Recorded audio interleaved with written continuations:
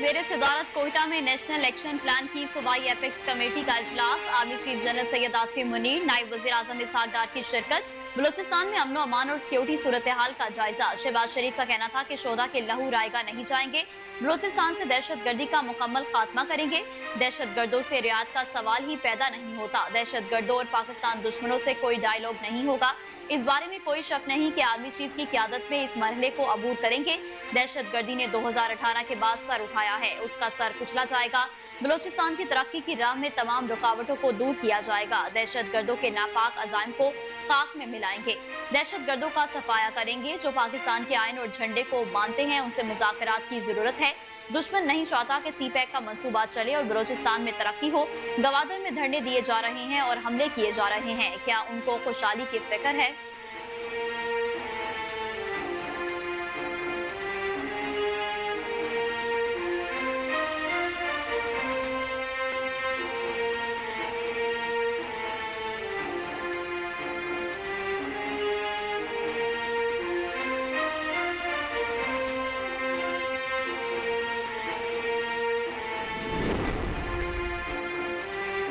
पाकिस्तान का कालादम TTP से मुज़ाकरात का कोई इरादा नहीं। तर्जुमान दफ्तर खारजा मुमताज ज़ारा बलोच की हफ्तावार मीडिया ब्रीफिंग कहती हैं कि पाकिस्तान ने अफगान सरजमीन से दहशत गर्दी का मामला कई बार उठाया।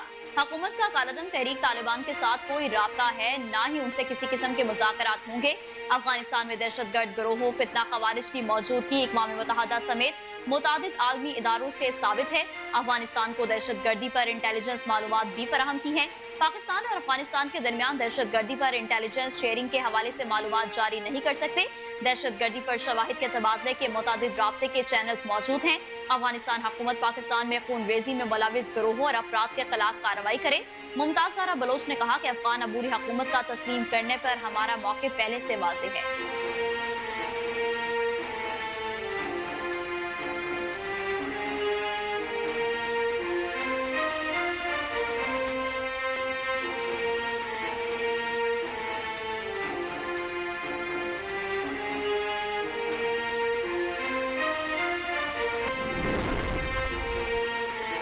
सोलर होम सिस्टम प्रोग्राम का आगाज कर दिया गया। चेयरमैन पीपल्स पार्टी बिलावल भुट्टो ने स्विच ऑन करके मंसूबे का इफ्तिताह किया।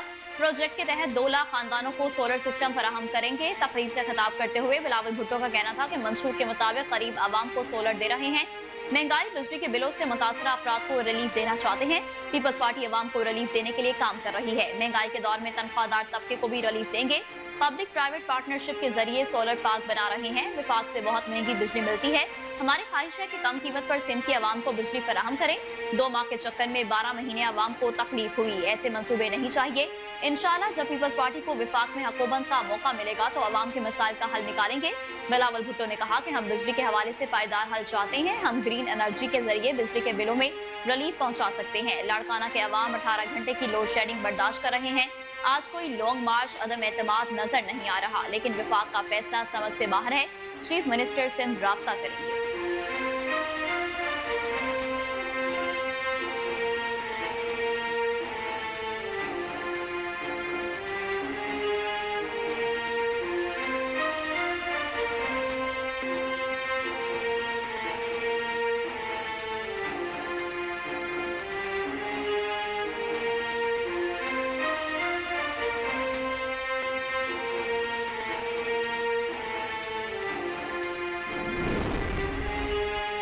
वज़ीर आला पंजाब मरियम नवाज की जेर सदारत सूबाई काबीना का इजलास। इस्लामाबाद और पंजाब के लिए बिजली के बिलों में रिलीफ की मंजूरी। इकदाम पर काबीना मेंबरान का वज़ीर आला पंजाब को खराज तहसीन। पंजाब ज़कात और अशर कौंसिल की तश्कील। पंजाब बैतुल माल एक्ट 1991 के तहत मौजूदा पंजाब बैतुल माल काउंसिल तहलील करने और नई बैतुल माल काउंसिल के कयाम की मंजूरी। मरियम नवाज का कहना था कि 40 अरब रुपए से आवाम को बिजली के बिलों में रिलीफ देने का विजन नवाज शरीफ का है और क्रेडिट उनको ही मिलना चाहिए। वज़ीर आला का कहना था कि रिलीफ में मदद फराहम करने पर वज़ीर आज़म शहबाज शरीफ को खराज तहसीन पेश करते हैं। आइंदा गर्मियों में बिजली के बिल में रिलीफ देने के लिए काम अभी से शुरू कर दिया है और जल्द सोलर पैनल प्रोग्राम शुरू हो जाएगा। 200 से 500 यूनिट तक बिजली इस्तेमाल करने वाले घरेलू सार्फिन को रिलीफ मिल रहा है। हुकूमत पंजाब के रिलीफ के साथ 20 लाख बिजली के बिल अदायगी के लिए सार्फिन तक पहुँच चुके हैं।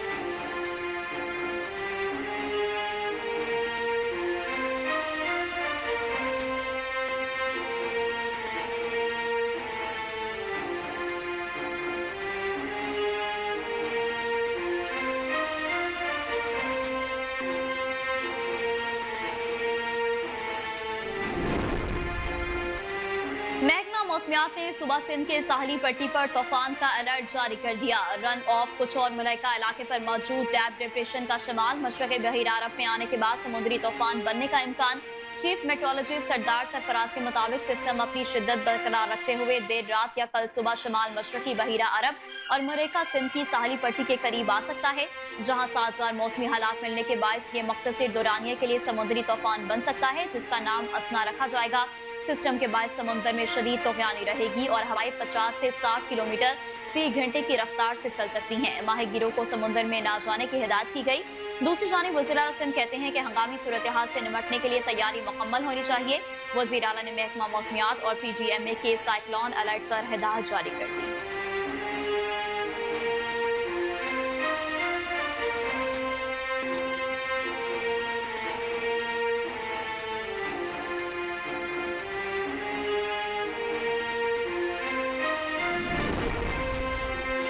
सिंध में तूफानी बारिश का स्पेल जारी। कराची के मुख्तलिफ इलाकों में बारिश। सेवन और काचू के पहाड़ी इलाकों के नदी नालों में तूफानी पानी मंचर झील में दाखिल। काचू के 10 से ज्यादा देहात ज़ेर-ए-आब। दरगाह काजी शाह समेत 100 से ज्यादा देहात का शहरियों से राब्ता जमीनी मुंतका हो गया है। अबाड़ों में बारिश इलाके ज़ेर-ए-आब आ गए हैं। दराए सिंध में दरमियाने दर्जे का सैलाबी रेला। पानी कच्चे के इलाकों में दाखिल। मकीनों की नकल मकानी। हर पार्कन में बारिशों से कच्चे मकानों को नुकसान। मीरपुर खास में 160 मिलीमीटर से ज्यादा बारिश रिकॉर्ड। पानी घरों में दाखिल हो गया। हैदराबाद में 101 मिलीमीटर बारिश रिकॉर्ड। सड़कें तालाब का मंजर पेश करने लगी। ठट्टा और बदीन के नशेबी इलाके ज़ेर-ए-आब आ गए। कोटरी, इस्लामपुर, सजावल और टंडवाला यार्ड में भी बादल खुलकर बरसे। कच्ची वादियां डूब गईं। सेम नाले भी तूफानी। इस्लामपुर में कहीं हल्की तो कहीं बादल खुलकर बरसे।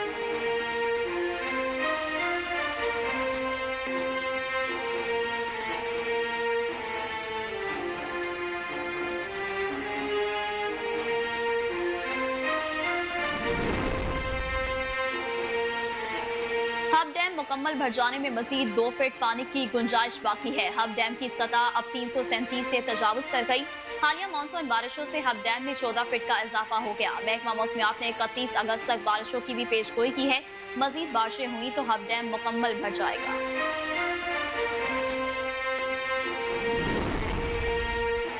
मदीना मुनव्वरा समेत मुल्का इलाकों में गरज चमक और तेज हवाओं के साथ मूसलाधार बारिश। मौसम मजीद खुशगवार हो गया। उम्रा ज़ायरीन और नमाजियों ने सजदा शुक्र अदा किया।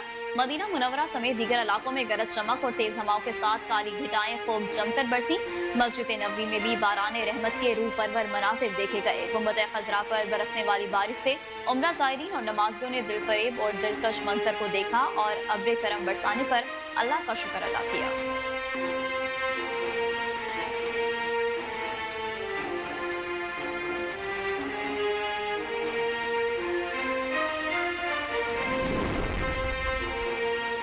Chairman joint chief of staff committee general Sahir Shamshad Mirza का सल्तनत ओमान का सरकारी दौरा। ISPR के मुताबिक जनरल साहिर शमशाद मिर्जा ने नायब वज़ीर आज़म और वज़ीर दिफा सैयद शहाब बिन तारिक बिन तैमूर से मुलाकात की। जनरल साहिर शमशाद मिर्जा ने वज़ीर शाही दरबार जनरल सुल्तान बिन मोहम्मद अल नमानी से भी मुलाकात की। जनरल साहिर शमशाद मिर्जा दौरा के दौरान chief of staff vice admiral Abdullah bin Khamis Al Raisi, services chief और चेयरमैन ऑफ डिफेंस अकेडमी से भी मुलाकातें की। मुलाकातों के दौरान तरबियत, सिक्योरिटी, इंसदाद दहशतगर्दी, दिफाई सनत समेत अस्करी ताउन पर तबादला ख्याल किया गया। ओमानी हुकाम ने दहशतगर्दी के खिलाफ जंग में पाकिस्तान के अवाम और मुसल्लह अफवाज की कुर्बानियों का एतराफ किया।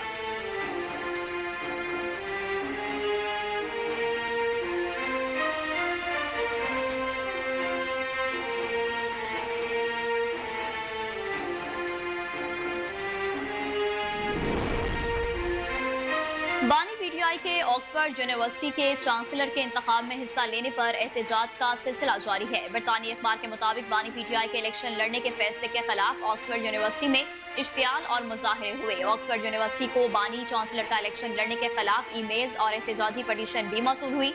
ईमेल्स में बानी PTI को ऑक्सफोर्ड यूनिवर्सिटी के चांसलर के लिए नामुनासिब उम्मीदवार करार दिया गया। बरतानवी अखबार के मुताबिक पटिशन में मौक़िफ़ अपनाया गया है कि करप्शन केसेस में सजा याफ्ता शख्स का ऑक्सफोर्ड यूनिवर्सिटी के चांसलर का इलेक्शन लड़ना काबिल कबूल नहीं। ऑक्सफोर्ड यूनिवर्सिटी की इंसानियत के एहतराम, अखलाकी इक़दार और लीडरशिप के आला मयार के हवाले से काबिल कदर तारीफ है।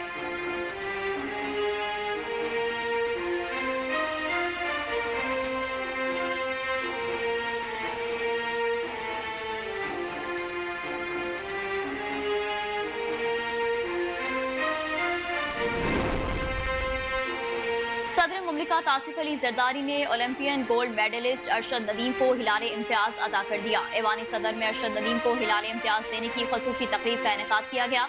सदर मुमलिकत आसिफ अली जरदारी ने शोबा जैवलिन थ्रो के मुकाबले में गिरा कदर कामयाबी के एतराफ में अरशद नदीम को हिलाल इम्तियाज से नवाजा।